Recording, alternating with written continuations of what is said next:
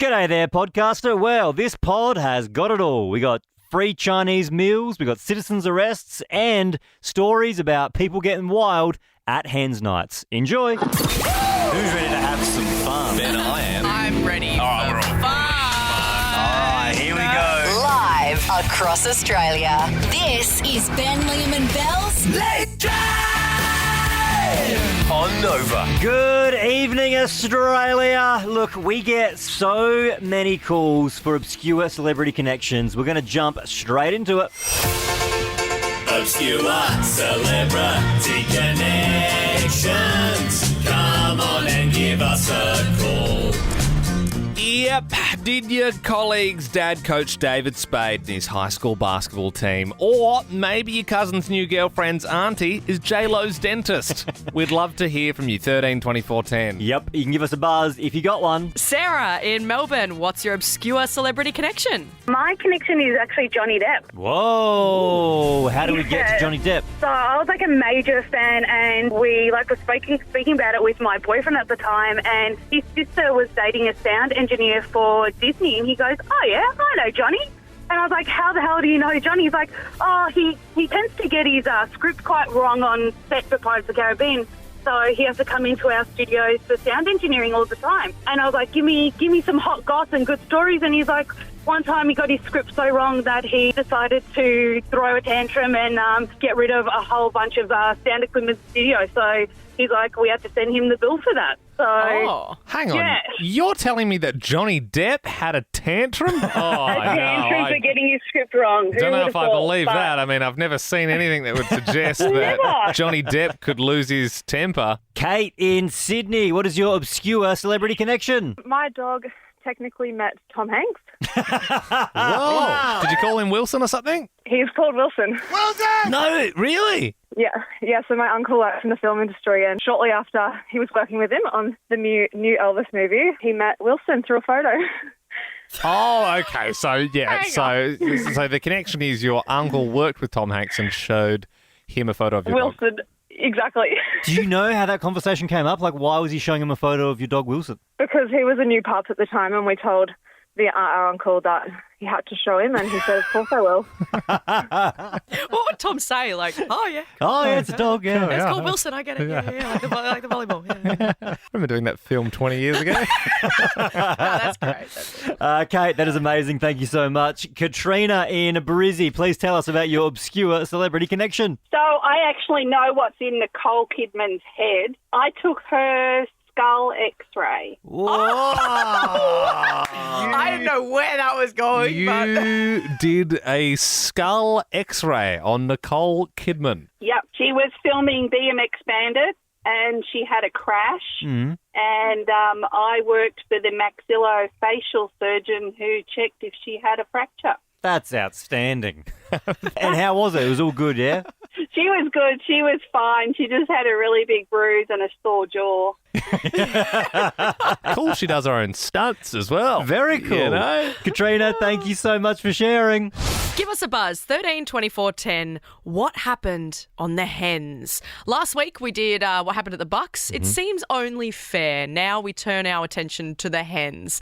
And Chantel has already given us a buzz. Chantel, good evening. Now this was your niece's hens. What happened? We had some pre-drinks at my niece's house, and then we were making our way to town via the train station. And as 14 of us jumped into the lift, it went up like the slightest little bit, and then it just stopped. And then obviously you can imagine it was like panic stations with 14 screaming girls with a few jelly shots under their belts. So It was pretty full on. And so you're all packed in there with your cowboy hats and your penis straws. Was it funny or was it scary? It was actually a little bit of both. I think everyone was laughing at the start until we realised the buttons were no longer green. And then we started to like carry on and scream. And then we hit the buttons to call security. They said, "Yeah, we can see you guys on the cameras. We're watching you in the lift as you're calling us." Some of the girls were like, "Stuff this, we're ringing the fireys." So we had fire engines, about 3 of them come out. It was pretty funny. A lot of the girls had roadies in their handbags. So they were still drinking in the lifts. There's no danger of anyone having a pop a squat, was there?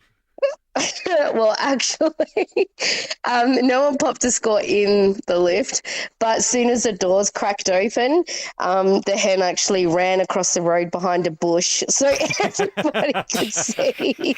Well, Chantel, thank you so much for sharing your story. If you have also got a story that you would like to share on Nova, 13 24 10, what happened at the hens? Nikki in Sydney. Good evening. What happened at the hens? Good evening, guys.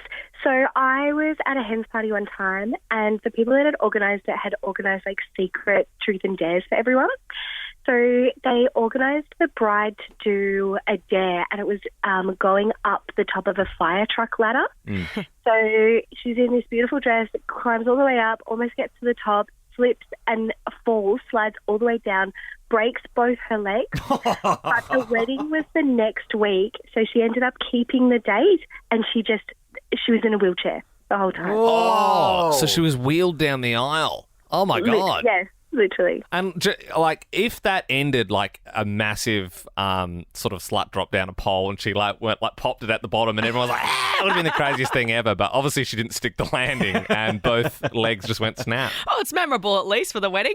Thanks so much, Nikki. Sophie in Melbourne. What happened at the hens? Hi, I went to a hens at an Airbnb because they got the bridal party to stay there. And there was a stripper. And after all the guests left, I found out that a few of the bridal party slept with the stripper and his driver. Oh, and the driver. Oh, I mean, because you wonder what's in it for those guys. You know, the people just driving around the hunky dude. But That's there you go. Keep the calls coming through for this one. What happened at the hens? Vicky in Adelaide, what happened? At my friend's hens, one of the bridesmaids, she took her heels off halfway through because, her feet were sore, and she was walking through the city barefoot, and she ended up stepping on a giant piece of glass, and it pierced straight through her foot. And then one of the other girls who was at the hen, she was so drunk, she wasn't even thinking, she just yanked it out, and there was blood everywhere. The bridesmaid passed out, and we had to call an ambulance. She ended up in hospital and she had to have surgery because the glass pierced through, I think, some tendons and ligaments. Oh, and it was crazy. You know what? I have had that fear before because we've all been there. We've taken our heels off and you're strutting through the city being like, I'm invincible, it's fine. That sounds like a nightmare, having the actual glass going through. I mean, it's either glass, syringe, or rat nibbles on barefoot. That's what you're going to get when you're walking through the city. Vicky, thank you for sharing. Jessica in Brizzy, please tell us what happened at the hens. Okay, so I was an event photographer at the time, and I was invited to a hens by my cousin. She organised the hens for the bride. I was just sort of taking my photos, and everyone was sort of having a good time, and then to be expected, a stripper arrived. And he was sort of doing his thing for 10 minutes or so. And then a group of 3 to 4 guys come in and they're all just shirtless. And I'm just thinking, okay, this is obviously part of the show. But then one of the guys just started laying into the stripper and just started beating him up. Oh, my God. Yeah, and then everyone started freaking out. And I'm so confused because I'm like, is this part of the show or is he actually getting beaten up? But turns out the bride and the groom agreed that they wouldn't have strippers, but my cousin organised it as a surprise. So then the sister messaged the brother and he came and beat the stripper up. Right, and he came in shirtless. That's what I find so interesting about that story. He's like, right, boys, we're going to go over, we're going to bash this stripper who's getting paid to do his job, and we're all going to do it shirtless. We're going to look hotter than him, all right? I don't want any mercy, all right? We're going to smash this guy. All right, ready to go, boys? Oil me up. Yeah, going in. Oil me up, fellas. It'll be harder for him to grab me in the fight, and I'll look good in front of all the Sheilas. 13 24 10. Have you made a citizen's arrest? In Sydney, just yesterday, a man was going around and he was pulling on women's hair, and one woman shrieked and a whole bunch of people came. They all tackled him to the ground. 2 men pinned him and made a citizen's arrest until the police got there. Whoa. I remember my family doctor did a citizen's arrest. They robbed the pharmacy next door, and he reminded me of Chicken Little. He was very much not that guy. But then I always saw him differently after that. I was like, whoa, like he's a hero. You saw his inner strength. Dude, yeah, he had it in spades. 13 24 10. Give us a buzz if you've made a citizen's arrest. We've got a call here from D. D, did your brother make a citizen's arrest? Yeah, when we were younger, we were parked on the side of the road and a driver had smashed into us and we didn't really know what was happening. But long story short, my brother went across the road to see if he was okay and then opened the door and all these beer cans fell out of his car. Whoa, yeah. And then he tackled him on the nature strip and held him down until the cops arrived. Sorry, was he trying to run away? Yes, he was trying to flee. Yeah. So my brother, who was only, I think, 16 or 17 at the actual time, Yep. yeah, held him down until the police arrived and took him away. That's good. The key detail there was he tried to flee, because if he just opened the door and he tackled him... He's been playing too much San Andreas. He's like, all right, come out, I'm going to beat you up. Yeah, no, obviously, and drunk driving, wrong thing to do. Thanks for that great message, Liam. Stacey, have you made a citizen's arrest? Someone made a citizen's arrest on my behalf. Oh, my I God. thought you were going to say on you, and I was like, Stacey, what did you do? So what happened, Stacey? Not on me, no. Okay, what happened? So I was in Sydney and I was on a train on the way out to see my mum, and a guy sat down next to me and started doing some not very nice things on the train. And I told him that he needed to leave. Yeah. Train pulled into the platform, he got up and left, and then a guy just tapped on the window out from where I was sitting and said, do you want me to grab that guy? And I said yes, and he basically ran off the platform and grabbed the guy and tackled him and held him down until the police arrived. Oh, what a legend. It was pretty amazing. I like it. Such a nice citizen. Like, he was like, you know, instead of like going full Batman, he was like, I'm just going to check first. Is that something that you want me to do, or are you happy to let him go? Well, I'm glad they got him, Stacey. Sounds like a pig. Hey, keep your calls coming through if you have ever done or seen a citizen's arrest like Mike from Melbourne did. Tell us what happened. I made a citizen's arrest on Monday. Whoa! You've still got the adrenaline pumping through your veins. I am. I'm literally still on a high. That's why I called in. So tell us, Mike, what happened? I saw a shoplifter and a security guard in a brawl, and I thought the shoplifter was going to get the power in the situation. I was really worried about the security guard, so I just sort of ran up behind the thief and just sort of tackled her to the ground. Admittedly, it was a female security guard and a female thief, so I thought I could control it. Yeah. And I just held her for about half an hour till the police Hang on. came. Whoa. About half an hour. That's pretty... I don't think I've ever held anyone for half an hour. Was it like the barber? Were you making small talk to them? No, she was just like scratching at me and like biting me. Did you, I was like, I'm not trying to hurt you. I just think we should wait for the police. Mike, did you say, like, this is an arrest? Like, did you say anything, or you just... I actually, I don't know what came over me in the moment, but as soon as I grabbed her on the ground, I was just like, this is a citizen's arrest. Whoa! I don't know where that came from, and I didn't even know if citizen's arrests were a real thing, but I just did it. Mike, are you like a bodybuilder in your spare time, or do you do MMA on the weekends, or is this normally not your bag, like tackling people? I am the least courageous person in the world. I am a wimp. I don't know what came over. Well, you might be wondering tonight, are citizen's arrests even legal? We actually have a police officer, Matt, on the line now. Matt, we're wondering, are citizen's arrests even legal? Absolutely is, as long as he is using reasonable and proportionate force. As long as, you know, he's not beating the crap out of that poor lady. Well, not poor lady, because she's just told. Yeah, but I get it. Like, you're bear hugging, you're not punching. Exactly right. As a police officer, Matt, if you rock up to someone who's been holding on to someone who's been biting and scratching them for half an hour for, you know, shoplifting, are you like, what a goddamn hero? Like, do they get a gold star? Yeah, do they get nominated for some sort of award of bravery and the police commissioner? Look, depending on the crime that's been committed. I mean, old mate Mike's probably not getting a Victoria Cross for it. Right. Okay. Yeah. He'll definitely get a pat on the back, and again, depending on the crime, there's awards and stuff handed out by the police. Well, thank you so much for your call, Matt. I tell you what, though, you've been pinning someone down for like the best part of an hour, and you get a ruffle on the hair. You know what I mean? Like, I want the police commissioner, you know, giving me some sort of medal I can wear around on the streets. You know, for sure.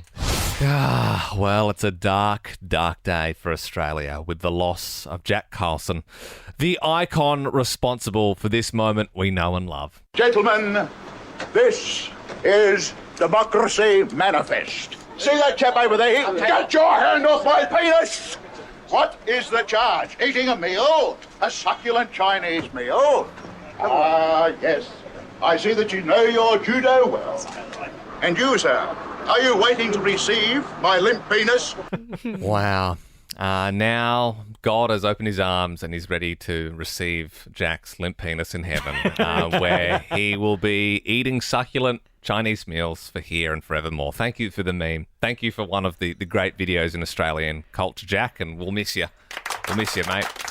And Ben and myself and Belle were thinking, wouldn't it be nice, like a little tribute to an Aussie icon tonight since he's passed away, to just say 13 24 10, give us a buzz if you'd like a succulent Chinese meal. Make sure, though, when you're eating it tonight, you're thinking of Jack Carlton. Carlson. His name was Jack Carlson. Sorry. Here we go. 13 24 10. Claudia in Melbourne. G'day. What do you want? You want some kung pao chicken? Some sweet and sour pork? What are you feeling? I wouldn't mind some fried rice. Bit of fried rice. Anything else on the side? Maybe some dim sum. Yeah, and we'll throw in some prawn crackers because we like the sound of you. Good stuff. Liam in Sydney. You'd like a succulent Chinese meal? Yeah, g'day. I'd love a Mongolian lamb. And what is the charge? Absolutely nothing. We're giving it to you for free. You'll have that Mongolian lamb on us tonight. Jamie in Adelaide, what about you? Oh, definitely beef and black bean today, please. Oh, yeah. What about a bit of chow mein? Oh, sounds good to me. Chinese hot pot? Why not? Couple of springies? Yeah, and some prawn toast in there Oh, too. yeah, prawn toast. What about some wonton soup? Wonton soup's the best. Yeah. Liam, are you just reading a Chinese menu? Yeah. Oh, no, this is off the top of my head. I just love Chinese. We'll chuck in some Mei Pao tofu and some roast duck as well, Jamie. You enjoy your night. Eating a meal? A succulent Chinese meal? For more great comedy shows like this, head to novapodcasts.com.au.